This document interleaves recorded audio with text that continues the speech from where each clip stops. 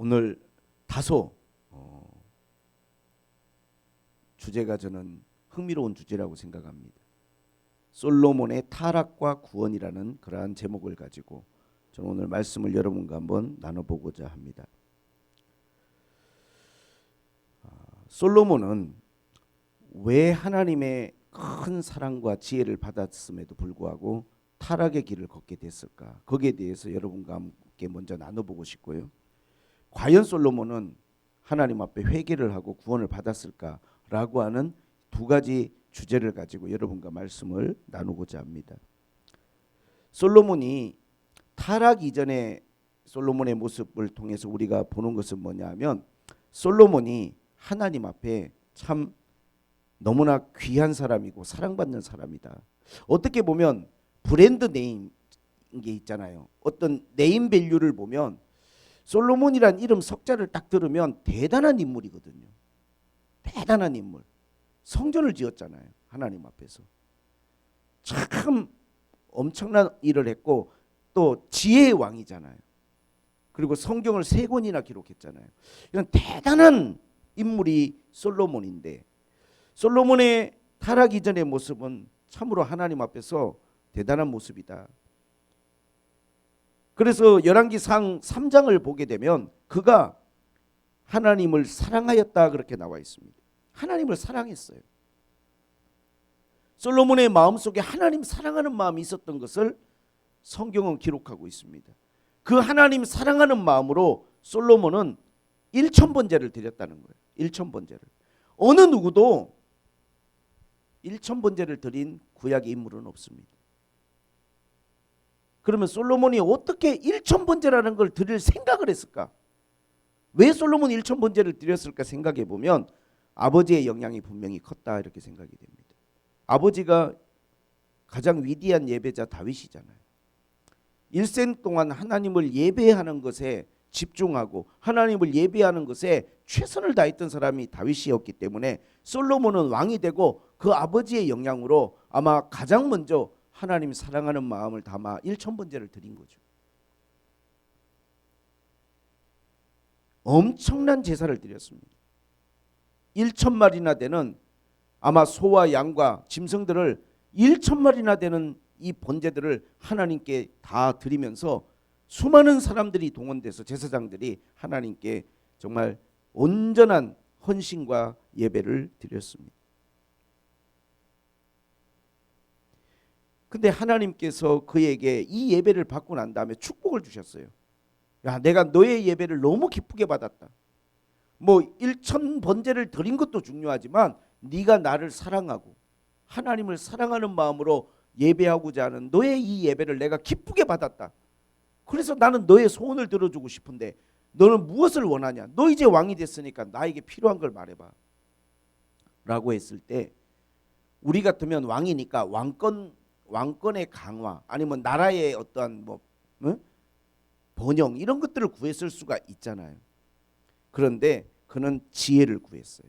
이게 또 대단한 거예요. 그 많은 것 중에 어떻게 지혜를 구할 수 있었을까?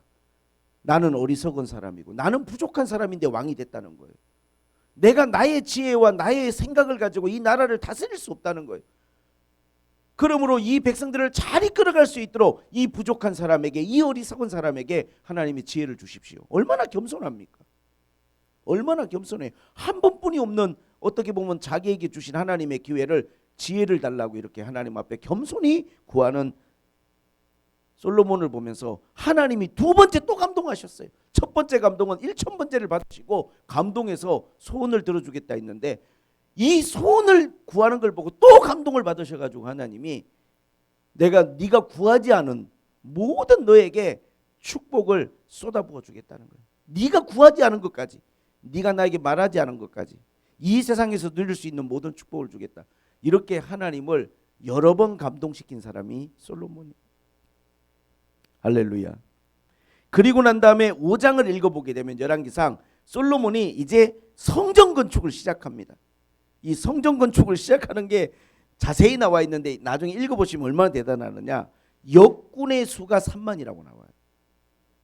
그리고 이 역군들은 뭐냐면 이제 성전을 짓기 위한 물품을 이제 구입해 오는 사람들인데 레바논에 이 사람들을 한 달에 10,000명씩 보냈다는 거예요. 한 달에 10,000명. 10,000명을 레바논에 보내가지고 2달을 머물면서 거기에서 성전을 짓는데 필요한 모든 목재, 레바논에서 제일 유명한 게 백향목이거든요. 성전을 짓기 위한 반듯하고 아주 고급 이 나무들을 구입하기 위해서 10,000명이나 되는 사람을 보내가지고 2달 동안 거기 있으면서 모든 성전 짓는 데 필요한 재료들을 모으는 거예요. 그리고 읽어보면 짐꾼이 70,000명, 산에서 돌을 뜨는 자가 80,000명, 이들을 감독하는 감독관이 3,300명. 여러분, 성전을 짓는데 80,000명이나 되는 사람이 산에 가서 이 성전에 들어갈 돌들을 쪼개고 80,000명이 이거를 준비하는 거예요. 3,300명이나 되는 감독관들이 이 모든 것들을 감독하는 거예요. 이 성전 짓는 공사가 솔로몬이 얼마나 크게 이 일을 시작했는지 몰라요. 이렇게 해서 7년 6개월을 쉬지 않고 하나님 앞에 달려서 성전을 완공했는데 그것이 바로 솔로몬 성전이에요. 여러분, 이 성전을 짓고 하나님 앞에 분향하여 이 성전을 하나님 앞에 봉헌할 때 얼마나 하나님이 마음에 감동하셨는지 몰라요. 솔로몬은요, 이렇게 하나님을 번번이 감동시키는 사람이었어요. 감동시키는 사람. 하나님이 솔로몬 때문에 마음이 너무 기쁘셨죠. 그런데 이 솔로몬이 어떻게 타락을 했냐는 거예요. 이게 가능하냐? 특히나 지혜가 있잖아요. 모든 것들을 분별할 수 있는 지혜를 가진 사람이 어떻게 이런 타락의 길을 걸어갈 수 있냐? 그 첫 번째 이유가 뭐냐면 솔로몬이 이 모든 일들을 하기 전에 3장 1절에 보면 애굽 바로 왕의 딸과 뭘 맺었냐면 결혼을 맺어요. 근데 이 결혼에 대해서 이것이 정략적인 결혼이라는 걸 우리가 생각하게 하는 그러한 부분이 있어요. 솔로몬이 애굽의 왕 바로와 더불어 혼인 관계를 맺어 그의 딸을 맞이하고, 그러니까 어떤 여인을 사랑해서 결혼한 게 아니라 애굽의 왕 바로와 혼인 관계를 맺은 거예요. 우리 서로 사돈지간으로 그냥 서로 가깝게 지내자, 싸우지 말고. 그 관계를 맺으면서 딸을 아내로 맞은 거예요, 솔로몬이. 자, 그런데 이제 솔로몬이 하나님 앞에 성전까지 짓고 난 다음에 엄청난 축복을 받기 시작하는데 솔로몬이 받은 축복은 헤아릴 수가 없습니다. 10장을 앞에 읽어보면 23절부터 솔로몬 왕의 재산과 지혜가 세상의 그 어느 왕보다 큰지라 온 세상 사람들이 다 하나님께서 솔로몬의 마음에 주신 지혜를 들으며 그의 얼굴 보기를 원하여 그들이 각기 예물을 가지고 왔으니 곧 그릇과 금그릇과 의복과 갑옷과 향품과 말과 노새라 해마다 그리하였더라. 솔로몬이 병거와 마병을 모으매 병거가 1,400대요 마병이 12,000명이라 병거 성에도 두고 예루살렘 왕에게도 두었으며 왕이 예루살렘에서 은을 돌같이 흔하게 여기고 백향목을 평지에 뽕나무같이 많게 하였더라. 솔로몬의 말들은 애굽에서 들여왔으니 왕의 상인들이 값주고 산 것이며 애굽에서 들여온 병거는 한 대에 은 600세겔이요 말은 한 필에 150세겔이라 이와 같이 햇사람의 모든 왕과 아람 왕들에게 그것들을 되팔기도 하였더라. 하나님이 솔로몬에게 복을 주시는데 이건 사람이 감당할 수 없을 정도로 부어주시는 거예요. 자, 이렇게 솔로몬이 하나님을 감동시키고 너무나 큰 축복을 받았는데 오늘 본문에 이제 딱 들어가니까 솔로몬 왕이 바로의 딸 외에도 이 정략적인 결혼 외에도 이방의 많은 여인들을 사랑하였으니 모압과 암몬과 에돔과 시돈과 헷 여인이라. 여호와께서 일찍이 이 여러 백성에 대하여 이스라엘 자손에게 말씀하시기를 너희는 그들과 서로 통혼하지 말며 그들도 너희와 서로 통혼하지 말라. 그들이 반드시 너희의 마음을 돌려 그들의 신들을 따르게 하리라 하였으나 솔로몬이 그들을 사랑하였더라. 솔로몬이요 너무나 많은 정략적 결혼을 한 거예요. 솔로몬이 여인을 탐하였다 이런 느낌보다는 여기서 사랑하였다는 게 어떤 의미로 저는 와닿냐면 솔로몬이 너무나 많은 정략적 결혼을 주변국들과 맺었어요. 얼마나 많이 맺었느냐? 부인이 1000명이에요. 거기 읽어보니까 3절에 후궁이 700명이고 첩이 300명이에요. 이걸 다 이 많은 첩과 후궁들을 어디서 얻었느냐? 이방 나라들에서 다 얻은 거예요. 그러니까 웬만하면 다 전부 다 한 사람씩 다 사돈관계를 다 맺어버린 거예요. 솔로몬이 왜 이렇게 했을까가 중요해요. 왜 이렇게 했을까요? 첫 번째 우리가 오늘 솔로몬의 타락에 있어서 우리가 주목해야 될 점은 솔로몬이 왜 이렇게 많은 아내를 얻고 정략적 결혼을 했냐는 것이 우리가 관심을 가져야 될 지점이에요. 왜 그렇게 했을까? 저는 그렇게 생각을 합니다. 솔로몬은 이것을 죄라고 생각하지 않았을 가능성이 상당히 있어요. 이걸 죄라고 생각하면서 1000명의 부인을 얻은 게 아니고 이건 하나의 왕권 강화를 위한 나라의 어떤 안정을 위한 정치적 어떠한 행동이다라고 생각했을 가능성이 저는 많다고 봐요. 자기 행위에 대해서 나름대로 합리화를 한 거죠. 그럼에도 불구하고 분명히 하나님의 말씀은 절대로 그 백성들과 통혼하지 말라는 말씀이 있잖아요. 저는 그런 생각이 듭니다. 솔로몬이 하나님께 지혜를 얻고 성전을 짓고 백성들을 다스려 갈 때 재판을 할 때 하나님의 지혜로 했어요. 하늘의 지혜로. 근데 모든 것들을 이루고 나라가 번영하고 난 다음에 이거를 계속 유지해가는 이 모든 것들을 유지하는 방법을 하나님의 지혜가 아니라 외교에다 둔 거예요. 외교력을 강화하고 주변국들과의 관계를 돈독히 하는 것에 자기가 이 모든 것들을 유지하고 지키는 중요한 방점으로 둔 거예요. 외교에다가. 이 외교적인 제가 볼 때는 어떠한 의도를 가지고 많은 정략적 결혼들을 했어요. 그렇게 하면 어느 누구도 나의 적이 될 수 없고 어느 누구도 내 것을 빼앗아가지 않을 거라는 솔로몬 나름대로의 자기 기준이 있었을 거예요.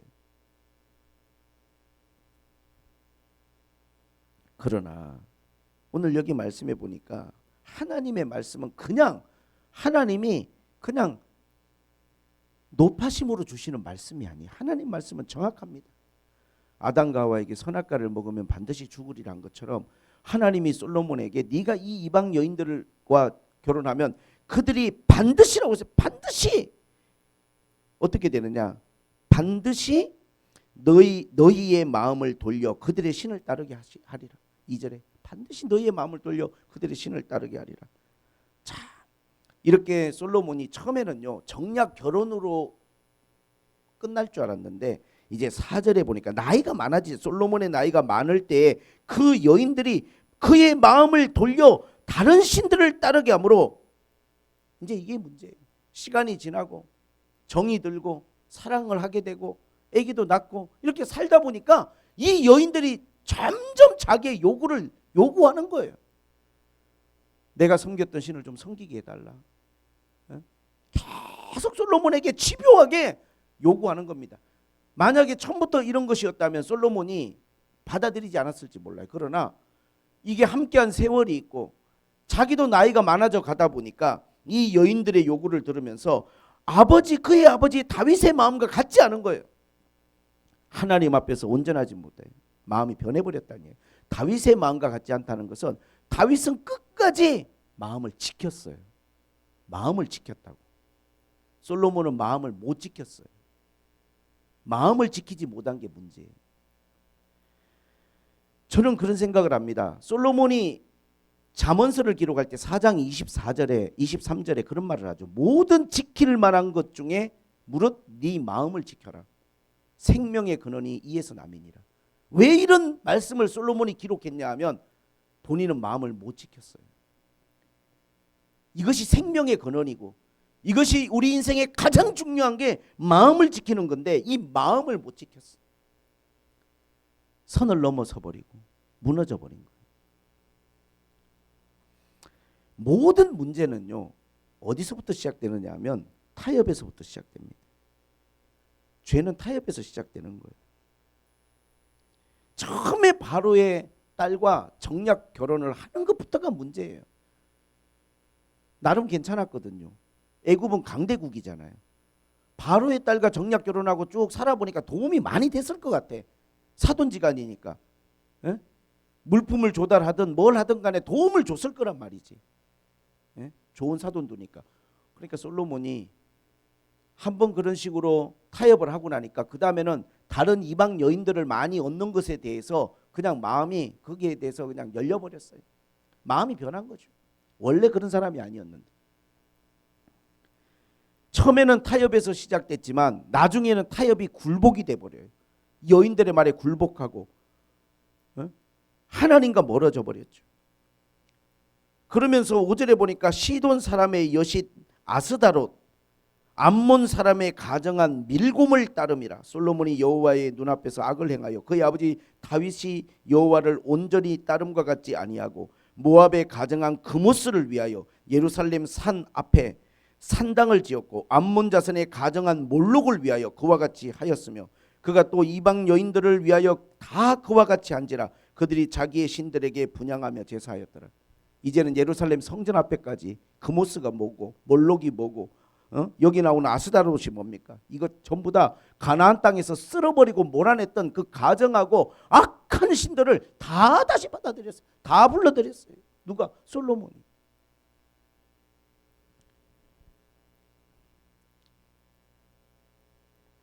죄라는 건요, 타협에서 시작되고 굴복이 되고 나중에는 우리가 돌이킬 수 없는 지경까지 가는데, 어떤 사람 어느 누구도 하룻밤 사이 하나님과 멀어지는 사람은 없어요. 어떤 사람도 하룻밤 사이 하나님과 멀어지지 않습니다. 과정이라는 게 있는 거예요. 그 과정이라는 것, 타협의 과정, 굴복의 과정, 이 과정들을 거치면서 예전의 신앙 같으면 상상도 할 수 없었던 그러한 일들이 우리의 삶에 일어날 수 있는 거예요. 어떻게 우상을 섬길 수 있습니까? 이 모든 것들이 저는 마음을 지키지 못한 데서부터 일어난 일이라고 생각을 합니다. 솔로몬을 생각할 때 저는 제일 이제 마음이 아픈 게 뭐냐면, 나라를 지키려고 하는 게 아니라, 왕권을 지키려고 하는 게 아니라 자신의 생명과 건강을 지키려고 하는 것보다 더 중요한 게 마음을 지키려고 했어야 돼요. 마음을 지키려고. 꺾이지 않는 마음, 무너지지 않는 마음, 자신의 마음을 지켜냈어야 되는데 많은 걸 지키기 위해서 마음을 지키지를 못했어요. 이 많은 축복을, 이 많은 재산을, 이 많은 권력을 다 지키려고 하다 보니까 처음부터 그는 그런 의도를 가지고 정략 결혼을 한 것이 아니었음에도 결국은 그의 마음이 다윗 같지 않고 온전치 않고 변질돼 버렸어요. 많은 사람들은 이렇게 생각합니다. 내 마음이니까 내가 뭐 어느 날 마음을 먹으면 되는 거지. 마음은요, 내가 먹어서 되는 게 아니에요. 한 번 마음이 무너지면요, 돌이키기가 힘이 듭니다. 한 번 마음을 빼앗기면요, 그 마음이 회복되기가 힘든 거예요. 사람의 마음이라는 게 우리가 마음 먹은 대로 되는 것이 아닙니다. 여러분. 한 번 무너진 마음은요, 회복이 안 되는 거예요. 그래서 언젠가도 이야기했지만, 이게 배가 휘청휘청 하는 것 같아도요, 복원력이라는 게 있고 어느 정도 돌아올 수 있는 만큼만 휘청해야지, 그 이상으로 기울면요, 이제는 돌아오지 못하고 그냥 침몰해 버리는 거예요. 솔로몬은요, 깊은 타락에 빠졌습니다. 완전히 하나님과 멀어져 버렸어요. 모든 우상을 다 받아들여 버렸습니다. 하나님을 잘 섬기던 사람이 이렇게까지 될 수 있는 이 과정이 타협에서부터 시작되고 마음을 지키지 못한 데서 시작됐다는 것을 우리가 주목해야 됩니다. 자, 근데 하나님께서는 솔로몬을 포기하지 않으시죠. 솔로몬에게 이제 회개의 기회를 주시기 시작합니다. 솔로몬의 구원에 대해서 한번 이야기를 좀 나눠보죠. 9절에 솔로몬이 마음을 돌려 이스라엘 하나님 여호와를 떠났어요. 재밌는 것은 열왕기상 3장은 뭘로 시작됐냐면, 솔로몬이 누구를 사랑했다고요? 여호와를 사랑하여 일천번제를 드렸다니까요. 근데 11장은 솔로몬이 이방 여인들을 사랑하여 우상을 섬겼다니까요. 이게 사랑의 대상이 바뀌어 버렸어요. 하나님을 사랑해서 일천번제를 드리고 지혜를 구하고 성전을 지었던 솔로몬이 이방 여인들을 사랑하니까 우상을 섬기고 하나님을 떠나버렸어요. 솔로몬이 마음을 돌려 이스라엘의 하나님 여호와를 떠났다는 거예요. 떠난 거예요. 이거는 이제는 떠난 거예요. 타협이 아닙니다. 하나님을 떠나버린 거예요. 여호와께서 그에게 진노하시니라. 내가 너에게 얼마나 많은 은혜를 베풀었는데, 내가 너를 얼마나 사랑했는데, 내가 너에게 얼마나 많은 축복을 주었는데, 내가 너를 얼마나 아꼈는데 네가 나한테 이렇게까지 할 수 있느냐. 하나님께서 진노하셨어요. 그리고 일찍이 그에게 2번이나 나타나셨어요. 이렇게 될 때 그냥 된 게 아니라 2번이나 하나님이 나타났다니까 말리려고. 솔로몬아, 그렇게 하면 안 된다. 이 일에 대하여 명령하사 다른 신들을 따르지 말라 하셨으나 그가 여호와의 명령을 지키지 않았으므로. 하나님이 경고를 하지 않은 게 아니라 하나님이 솔로몬에게 2번이나 나타나서 일찍이 그에게 경고하셨어요. 솔로몬아, 이방 신들을 따라가면 안 된다. 근데 하나님 말씀을 따르지 않는 거예요. 와, 솔로몬이 어떻게 이렇게까지 될 수 있을까요? 어떻게 이렇게? 여러분, 지금 마지막 때잖아요. 진짜 신앙의 거인들이 막 무너집니다, 여러분. 한때는 기도의 용사, 한때는 영적 거인이었던 사람들이 자기 마음도 못 지키고 믿음을 못 지키는 거예요. 지금이 그런 시대입니다, 여러분. 마음을 지키지 못하면 우리의 생명을 지킬 수가 없어요. 마음을 지키지 못하면 내 구원을 장담할 수가 없는 것이죠. 마음을 지켜야 되는 거예요. 오늘 새로운 찬양 하나 배웠는데 너무 저는 그 찬양이, 그 가사들이 정말 마음에 콱콱 와닿더라고요. 뭘 지켜야 되는지, 뭐에 집중해야 되는지, 뭘 따라야 되는지. 그게 마음을 지키는 거죠. 믿음을 지키는 거죠. 솔로몬은 회개의 기회조차도 다 놓쳐버렸어요. 그래서 하나님께서 이제 그에게 심판에 대한 이야기를 하시기 시작합니다. 여호와께서 솔로몬에게 말씀하시되 내가 이러한 일이 있었고 또 내가 내 언약과 내가 너에게 명령한 법도를 지키지 아니하였으므로 이제는 내가 이 나라를 너에게서 빼앗아 내 신하에게 주리라. 그러나 내 아버지 다윗을 위하여 네 세대에는 일이 일어나지 아니하고 네 아들의 손에서 빼앗으려니와 오직 내가 이 나라를 다 빼앗지 아니하고 내 종 다윗과 내가 택한 예루살렘을 위하여 한 지파를 내 아들에게 주리라. 유다 지파죠. 이 나라를 다 빼앗겠다는 거예요. 내가 지키고 싶어서 정략 결혼도 하고 이 나라를 지키려고, 왕권을 지키려고, 나의 모든 것들을 지키고자 그가 일평생 동안 노력했지만 결국 아무것도 지킬 수 없고 다 빼앗기게 될 거라는 거예요. 그것이 하나님 말씀이에요. 다 빼앗기게 될 거다. 다 빼앗기게 될 거다. 그러나 다윗과의 약속 때문에 한 지파는 남겨두면 12지파 중에 10지파가 다 떠나버렸어요. 누구에게? 한때 솔로몬에게 반기를 들었다가 망명 가고 쫓겨난 여로보암이라는 사람에게 다 빼앗기게 되는 거예요. 자, 여기까지 보면 솔로몬은 저는 구원을 못 받은 것 같아요. 그래서 사실 솔로몬에 대한 구원을 언급하는 게 어떤 자료를 찾아봐도 명확한 자료가 없어요. 이렇게 솔로몬의 구약의 이야기는 끝이 나는 듯합니다. 근데 오늘 과연 솔로몬이 회개를 했을까에 대해서 여러분과 좀 이야기를 나눠보고 싶어요. 솔로몬이 회개했을까? 여기 이야기 속에서는 회개가 없어. 지금 끝까지 하나님의 명령을 따르지 않고 2번이나 말씀하셨는데도 마음을 돌이키지 않았다고 그러잖아요. 자, 근데 하나님께서 그 다음 일들을 행하시는데 무슨 일을 행하시느냐? 나중에 나라를 빼앗기는 것은 그건 나중에 너 죽고 난 다음의 일이고 그에게 이제 고통을 주십니다. 외부적으로 내부적으로 하나님이 고통을 주시는데 먼저 14절에 보면 여호와께서 에돔 사람 하닷을 일으켜 솔로몬의 대적이 되게 하시니 그는 왕의 자손으로서 에돔에 거하였더라. 하닷이란 사람을 일으켜요, 하나님이. 그래서 솔로몬의 대적이 되게 만들어요.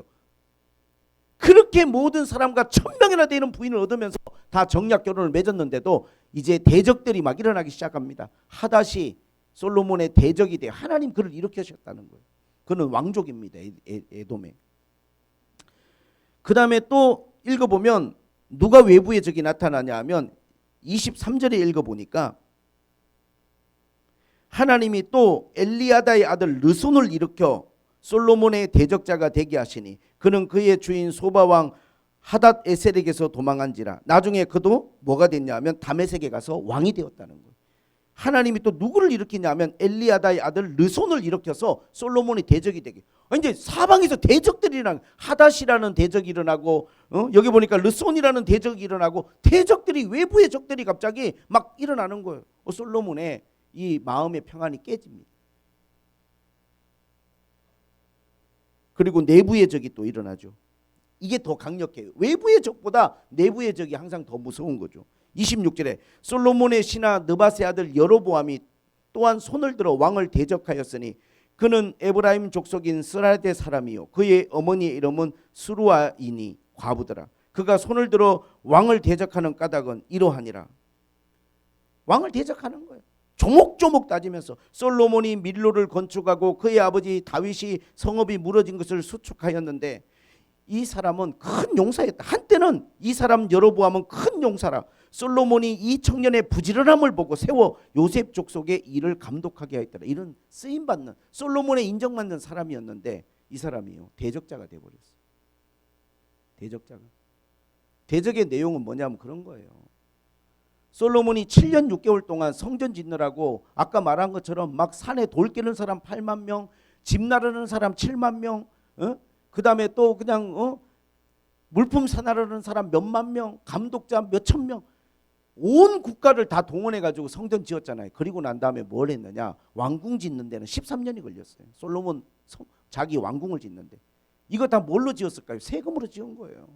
여로보암의 논리는 이겁니다. 이건 너무나 우리들에게 부담을 가중시켜서 우리가 살 길이 없다는 거예요. 그러면서 이것저것 왕에게 따지고 드니까 왕이 그를 당연히 싫어하겠죠. 그래서 이 사람이 망명을 간 거예요. 도망을 간 거예요. 애굽으로. 근데 이런 대적자들이 막 일어나니까 나라 분위기가 엉망진창이 돼버립니다. 다 어수선해지고 왕의 통치력이나 지도력이나 왕에 대한 존경심이 다 무너져 버린 거예요. 여러분, 하나님을 우리가 기준으로 생각하고 살아가면 하나님이 나의 기준이 되고 하늘의 지혜로 살아가면 좀 더딜 것처럼 보여도 모든 것들에 하나님의 은혜가 구석구석마다 사람 한 사람 한 사람마다 하나님 은혜가 더하여지는데 내가 하나님의 지혜와 하나님의 기준에서 벗어나서 사람의 기준과 사람의 지혜로 살아가면 내가 모든 것들을 세팅해놓고 내가 모든 관계를 다 통제하고 있는 것 같아도 통제되는 게 아무것도 없어요. 외부에서도 이 소리 저 소리가 들려오고 내부에서도 반발과 불만들이 터져 나오는 거예요. 저는 그게 가정이든 교회든 사업이든 다 똑같다고 생각합니다. 우리가 하나님 앞에 초점을 맞추고 살아가면 하나님께서 은혜와 평강을 더하시는 거예요. 가정이 평안하고 교회가 평안하고 내 삶이 하나님 은혜 가운데 되어지는 거예요. 근데 자꾸만 내가 삶의 초점을 하늘의 기준과 하나님의 기준이 아니라 내 기준으로 이 시대가 말하는 아마 다 솔로몬도 그랬을 거예요. 왕이 되면 이 정도 권력을 가졌으면 어느 누구라도 이 정도는 관계를 맺고 살아야 되지 않나. 그런 기준으로 하다 보니 세상의 기준으로 살다 보니 그 지혜로운 솔로몬이 세상의 지혜로 살다 보니 하나님과는 멀어져 버리는 거예요. 하나님의 길과는 같지 않습니다. 여러분. 세상의 길이.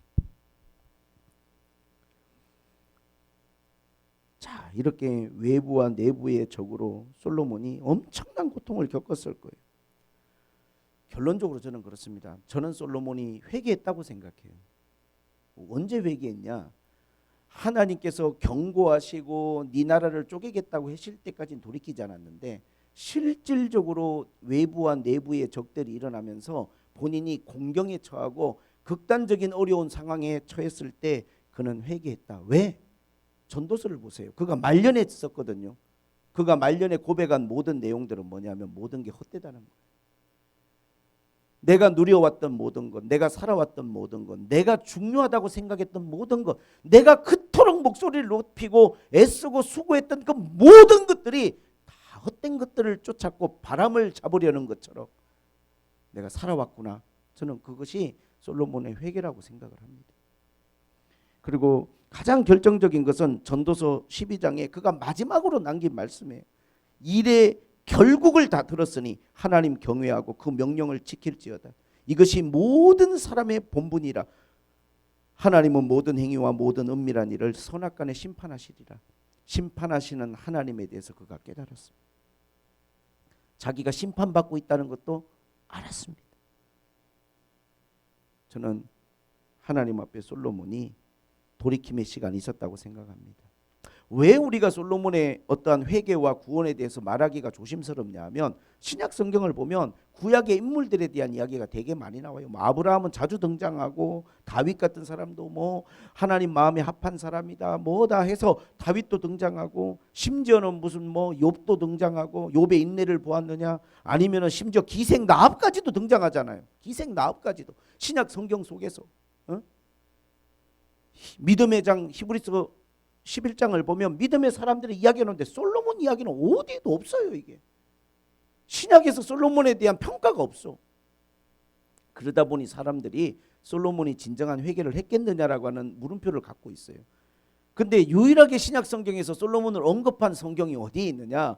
누가복음 11장 31절에 예수님의 비유 중에 그때 솔로몬에게 그 지혜를 한번 보려고 수많은 왕들이 여왕들이 찾아오고 했는데 솔로몬보다 큰 자가 여기 있다. 주님이 솔로몬과 자신을 비교해서 말씀하셨어요. 솔로몬을 상당히 큰 자로 주님이 놓고 나는 솔로몬보다 더 큰 자다 이렇게 주님이 이야기하신 이야기가 나와요. 그리고 주님이 비유 속에서 들의 백합화를 보라. 솔로몬이 누렸던 모든 화려한 그 영광보다도 그것이 더 아름답다. 이렇게 솔로몬과 비교한 이야기가 나와요. 저는 그러한 이야기들을 예수님이 하신 것을 볼 때 솔로몬의 사실은 삶은 높은 평가를 받지는 못하는 것 같아요. 그의 말년이 너무 하나님 앞에 최악이었어요. 그러나 그가 저는 회개하고 돌이키지 않았을까. 만약에 그가 회개한 사람이 아니라면 그가 기록했던 성경들이 과연 3권이나 이 성경에 남아있을까. 타락한 사람의 그것이 끝이었다면 그 사람의 이야기가 성경으로 여기 기록되어 있을까 하는 저는 그런 마음을 갖습니다. 그러나 우리가 하나님 앞에서 기억해야 될 것은 솔로몬 같은 그러한 삶을 우리가 살아서는 절대 안 되겠다. 시작은 미약하고 내가 하나님 앞에 부족했어도 나중은 하나님 앞에 바로 서야 되는 것이지.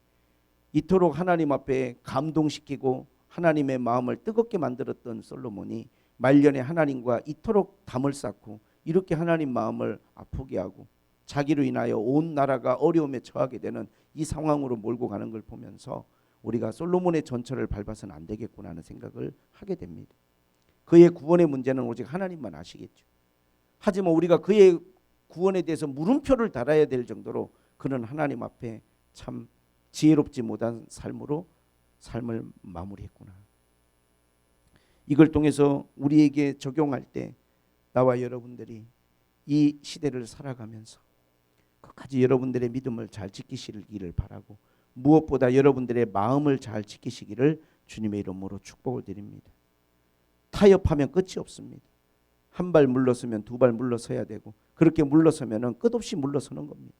우리가 하나님 앞에서 믿음을 지키는 것이 어떤 것인지 끝까지 여러분들이 믿음을 지키고 하나님 말씀에 대한 그 의미와 가치를 여러분들이 붙들고 끝까지 승리하시기를 주님의 이름으로 축복을 드립니다. 하나님 아버지, 오늘 주신 말씀과 또 하나님이 교훈 가운데 우리에게 적용할 것이 있다면 적용하고 깨닫는 귀한 시간이 되게 하여 주시고 지금은 참으로 우리가 하나님 앞에 마음을 지켜야 될 때이 우리의 믿음을 지켜야 될 때인 줄로 믿사오니 하나님 우리 모든 성도들의 마음 가운데 정말로 하나님 지켜주시고 도와주시고 붙들어 주옵소서. 우리의 마음이 하나님을 향할 수 있도록 은혜를 베풀어 주시옵소서. 예수님의 이름으로 기도하옵나이다. 아멘.